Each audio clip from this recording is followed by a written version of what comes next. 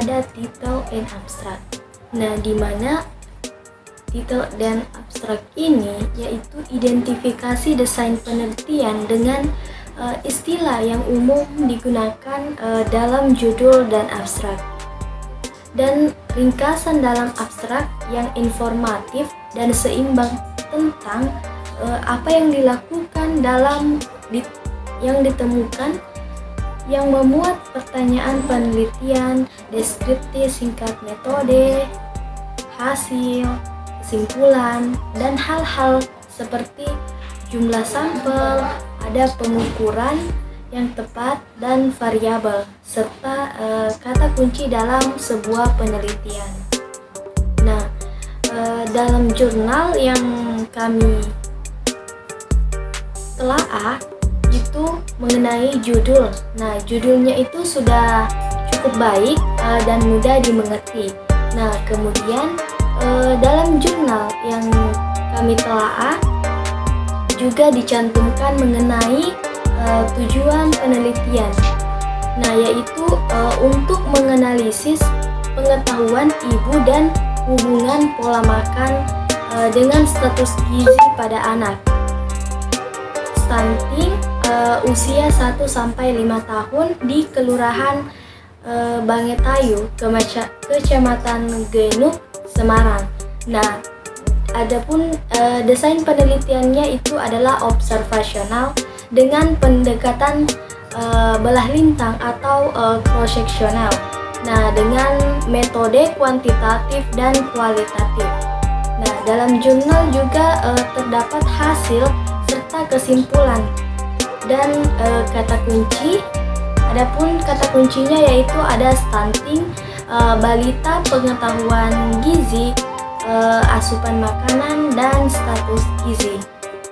Selanjutnya yaitu introduction atau perkenalan. Pada bagian introduction ada bagian yang pertama background atau original, di mana pada latar belakang telah mencantumkan artikel ilmiah dan juga menjelaskan mengenai stunting dan terdapat referensi mengenai penelitian terdahulu. Kemudian yang kedua itu objektifis atau tujuan, di mana dalam jurnal tersebut juga telah terdapat tujuan penelitian, yaitu menganalisis pengetahuan ibu dan hubungan pola makan dengan status gizi pada anak stunting usia 1-5 tahun di Kelurahan Bangetayu, Kecamatan Genuk, Semarang.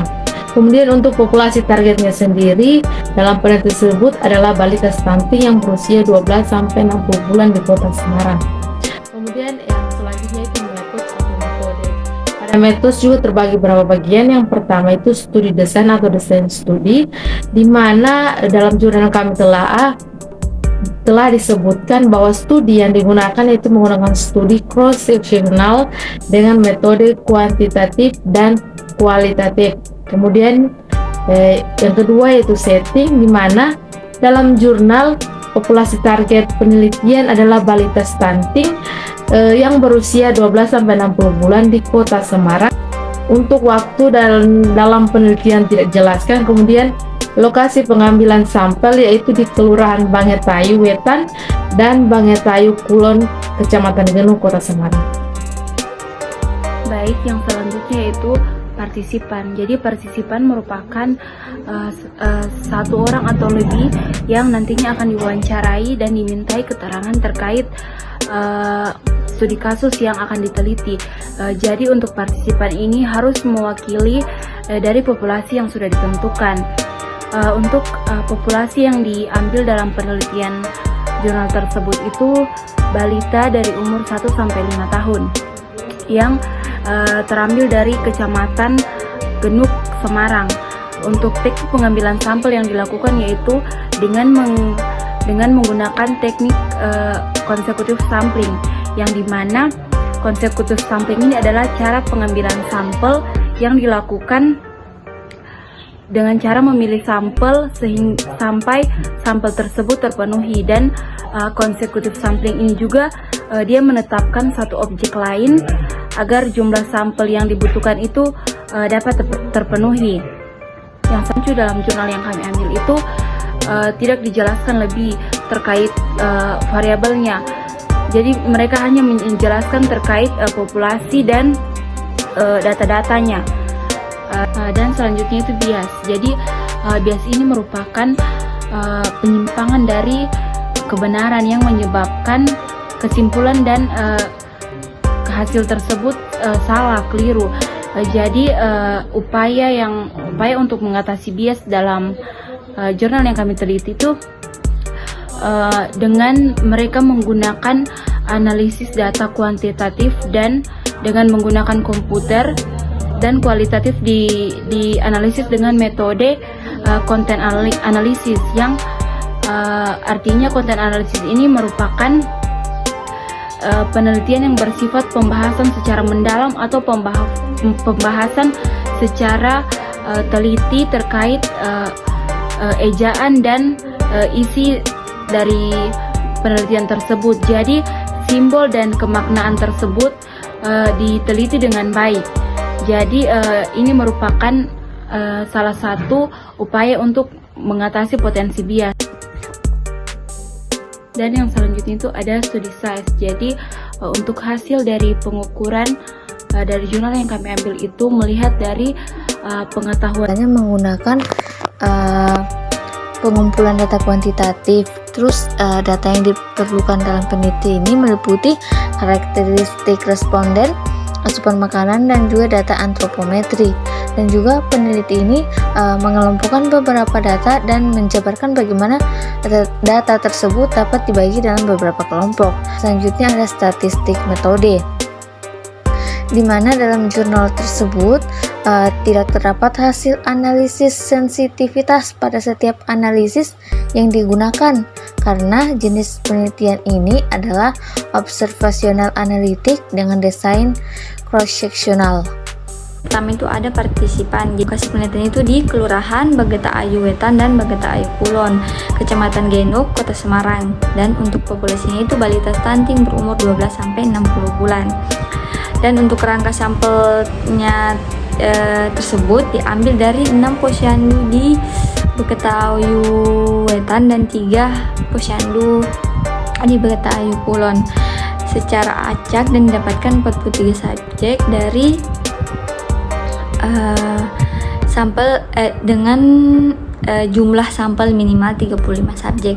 Dan untuk teknik pengambilan sampelnya itu menggunakan rumus analitis korelasi deskriptif data, di mana deskriptif ini membahas tentang rata. Jadi rata subjeknya itu berusia 2 tahun, di mana tingkat kecakupan di mana terdapat beberapa tingkat kecakupan. Yang pertama ada tingkat kecakupan energi. Subjek yang paling rendah itu terdapat 73,32%, dan yang paling tinggi itu 264,15%, dan tingkat kecakupan proteinnya itu terdapat 41,28%. Dan selanjutnya itu tingkat kecakupan karbohidrat itu paling rendah 79,88%, dan yang paling tinggi itu 219,06%. Selanjutnya itu ada lemak.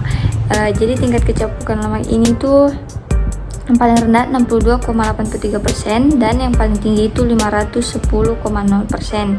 Selanjutnya itu ada zat besi, di mana dia 20,0%, yang paling tingginya itu 471,25%. Dan untuk selanjutnya itu ada zinc, di mana tingkat kecakupannya itu 32,5%. Tingkat kecakupannya yang memenuhi itu 32,5%. Dan ada juga yang 510,0%.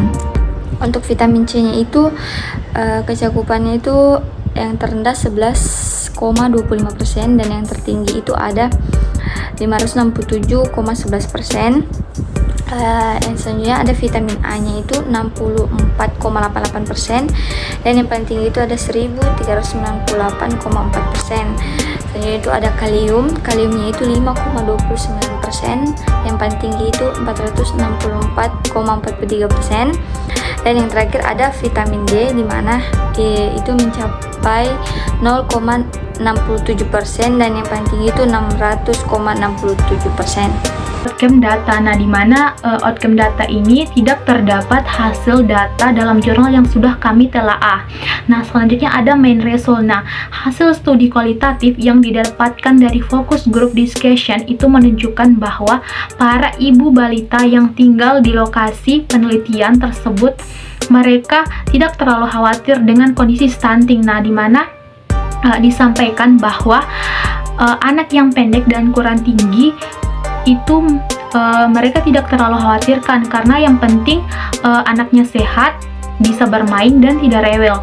Nah, selanjutnya itu ada hasil data kualitatif di mana menunjukkan bahwa persepsi ibu tentang stunting itu ternyata berkaitan dengan pengetahuan ibu tentang stunting. Nah, di mana untuk subjek penelitian itu kurang memahami dengan istilah stunting. Selanjutnya ada Aadhaar Analysis atau analisis lain. Nah, dalam jurnal ini memakai analisis lain, yaitu Content Analysis. Nah, di mana Content Analysis ini atau analisis isi adalah metode penelitian untuk menentukan keberadaan kata-kata dan konsep-konsep di luar teks atau satu set rangkaian teks. Nah, di mana penelitian ini akan menjumlahkan dan menganalisis keberadaan teks, arti, dan hubungan antara satu kata konsep dengan yang lainnya. Kemudian membuat penafsiran tentang pesan dengan teks. Nah, pesan dengan teks, penulis, pembaca, dan bahkan budaya dan waktu pada bagiannya tersebut.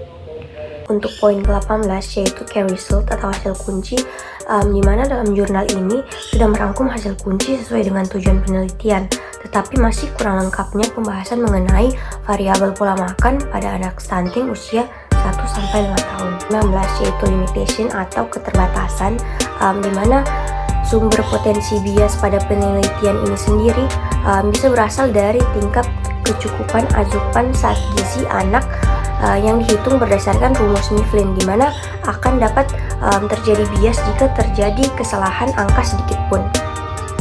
Yang ke-20 yaitu interpretasi.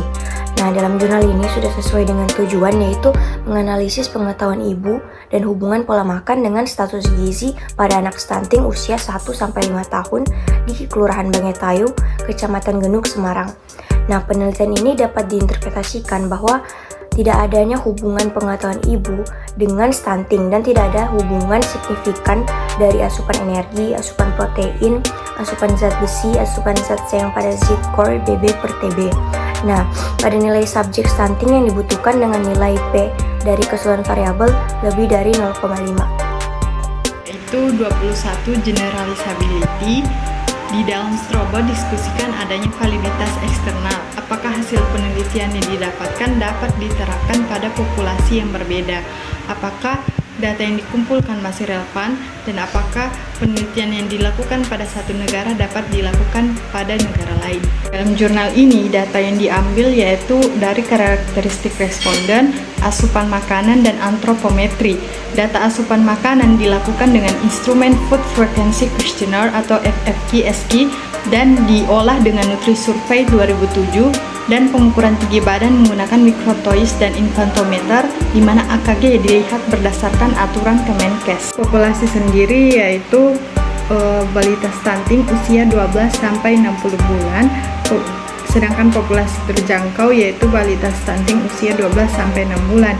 Kerangka sampel diambil dari 6 posyandu, diambil secara acak. Adapun teknik pengambilan sampel yaitu menggunakan rumus analisis korelatif sehingga data yang diambil dapat mengeneralisasikan. 22 yaitu funding, di mana di dalam Strobo peneliti perlu memberikan keterangan pendanaan. Informasi meliputi sumber dana dan peran founder pada penelitian. Pada jurnal yang kami jelaskan tidak terdapat penjelasan mengenai sumber pendanaan dan peran founder pada penelitian ini.